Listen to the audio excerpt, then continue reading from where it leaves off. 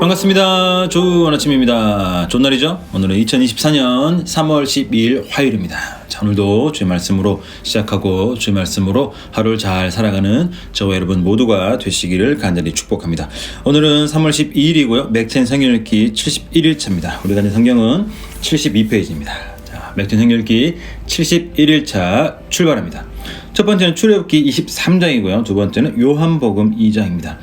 출애굽기 23장을 보시면 이제는 하나님이 모세를 통해서 이스라엘 백성들에게 10계명을 주신 다음에 이제는 그 하나님 말씀을 구체적으로 어떻게 지켜야 될지 그것들 쭉 말씀을 하십니다.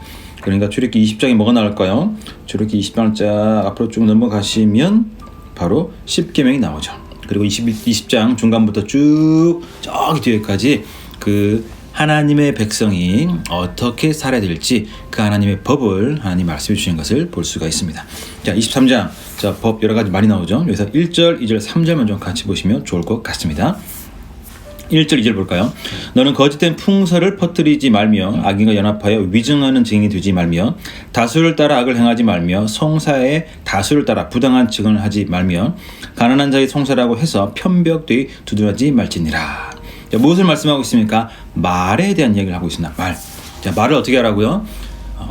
거짓된 풍설을 퍼뜨리지 말라. 그러니까 요즘은 그런 거 많이 느끼잖아요, 그죠? 또 이 선거가 가까워서 그런 것도 있겠죠, 그죠? 이 정확하지 않은 이야기를 가지고 자꾸 소문을 퍼뜨리고 뭔가 그렇다더라 해가지고 여론을 막 나쁘게 만들고 하는 그런 일들이 참 많이 있습니다. 그러니까 의심만 가지게 하는 거죠. 그래서 그 사람에 대해서 되게 나쁘게 또 부정적으로 한 그런 생각들을 가질 수 있도록 만드는 그런 안 좋은 일이 요즘 참 많이 있습니다. 그죠? 어떤 것으로 그런 것이 많이 전파되냐면 그런 말은 주로 카톡 또는 유튜브에 굉장히 그런 말이 많이 있습니다. 검증되지 않은 것들, 그죠? 누가 이렇더라, 누가 이렇게 했더라, 그죠? 요즘 카톡 제가 좀 많이 좀 조심하라고 종종 말씀을 드립니다. 카톡에 참 근거 없는 이야기들이 많이 있죠. 명확하지 않은 이야기들이 많이 있습니다. 유튜브도 마찬가지고요. 참 조심해야 될 것 같습니다. 좋은 도구이지만 잘못 사용되는 경우가 참 많이 있습니다. 오늘 성경은 우리에게 무엇을 말씀하고 있냐면 우리가 명확하게 아는 바를 잘 말하라 라고 말씀을 하고 있습니다. 애매한 것, 좀 잘 모르는 것, 그런 것은 말하지 않는 것이 좋습니다. 그럼 목사님 도대체 무슨 말이 됩니까? 혹시 애매한 말이 있으면 출처를 정확히 막 밝히는 거죠. 내 생각에는 이렇다. 누군가 이렇다고 나한테 말했다. 내가 어떤 책에서 봤다. 뉴스에서 봤다. 정확하게 그 출처를 얘기해야 된다라는 것입니다. 오늘 하나님 백성들은 그렇게 말을 해야 합니다. 괜히 엉뚱한 말을 하고 과장된 말을 하다 보면 이것이 공동체에 큰 해가 될 수 있습니다.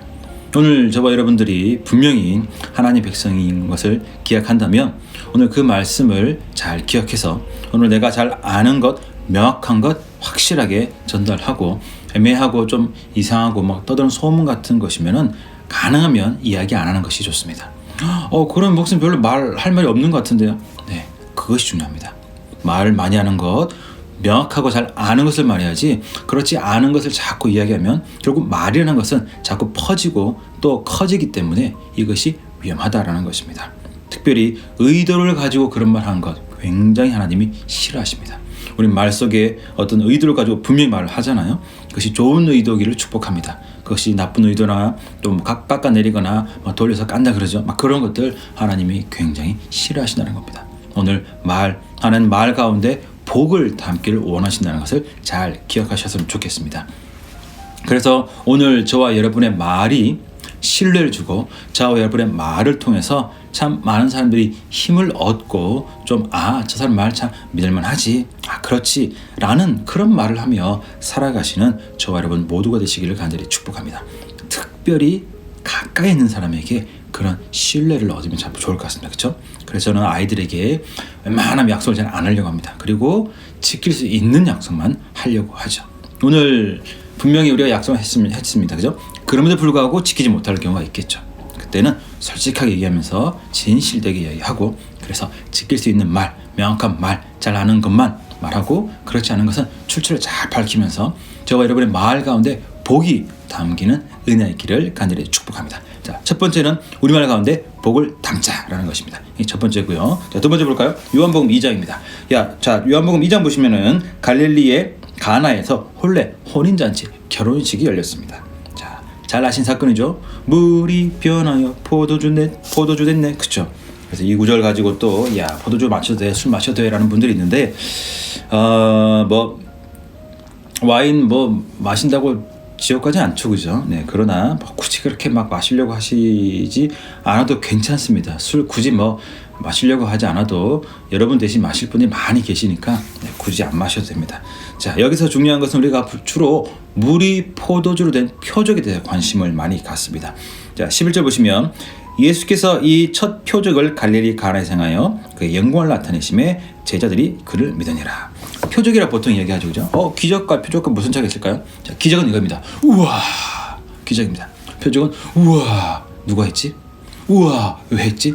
이것이 표적입니다.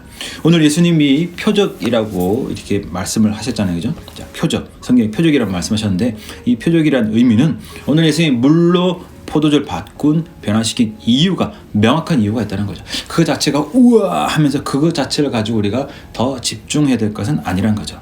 자, 우리가 보통 일반적으로 볼 때 오늘 본문에서 결혼식이 잘 끝났다, 물이 포도주로 변했다, 이런 것에 초점을 맞추기가 쉽습니다. 그렇죠? 만약에 요즘 이런 일이 일어났으면 아마 뉴스에서 그렇게 보도했을 거예요. 그죠? 예수 그는 결혼식을 참 아름답게 여기는 사람이다. 결혼식의 소중함을 우리에게 알려주었다. 우와, 물이 포도주로 바뀌었다. 원래 포도주는 물로 만드는 것이 아닌가? 그건 진짜 와인은 도대체 무엇으로 만들어야 될 것인가? 그런 뉴스 나오겠죠, 그죠? 그러나 오늘 본문의 결론 11절입니다. 보실까요? 제자들이 그를 믿으니라. 제자들이 그를 믿은 것이 오늘 본문의 핵심이란 거죠. 그렇다면 왜 제자들이 믿었을까요? 오늘 결혼식은 우리가 일반적으로 볼 때 한 남자와 한 여자 만나서 참 잘 사는 것으로 생각합니다. 물론 맞습니다. 그러나 구약을 보시면 하나님이 이스라엘 백성에게 무엇이라 말씀하셨냐면 이스라엘 너는 내가 너의 남편이다 라고 말씀하셨습니다. 신약을 보시면 마찬가지로 예수님이 교회의 신부다, 교회의 신랑이다 라고 말씀하셨습니다. 교회는 바로 우리 성도 공동체를 말하는 것이죠. 즉 신약 구약 모두 합쳐서 하나님이 성도의 신랑이시다, 남편이시다 라고 말씀을 하셨다는 것이죠. 그렇다면 결혼은 무엇을 상징할까요? 맞습니다. 바로 구원이죠. 구원. 그래서 성경에서 구원에 대한 의미를 설명할 때 혼인잔치, 결혼식, 혼례 이런 내용들이 쭉 나오는 것을 볼 수가 있습니다. 요한계시록도 마찬가지죠. 그렇다면 오늘 본문에서 결혼식이 깨질 뻔했습니다. 그렇죠? 이것은 무엇을 뜻하는 걸까요? 이스라엘 백성들이 하나님을 떠나 죄 가운데 살아가서 그 하나님과 관계가 깨어질 수밖에 없었던 그것을 회복시키지 못하고 있는 그런 모습을 나타내는 것입니다.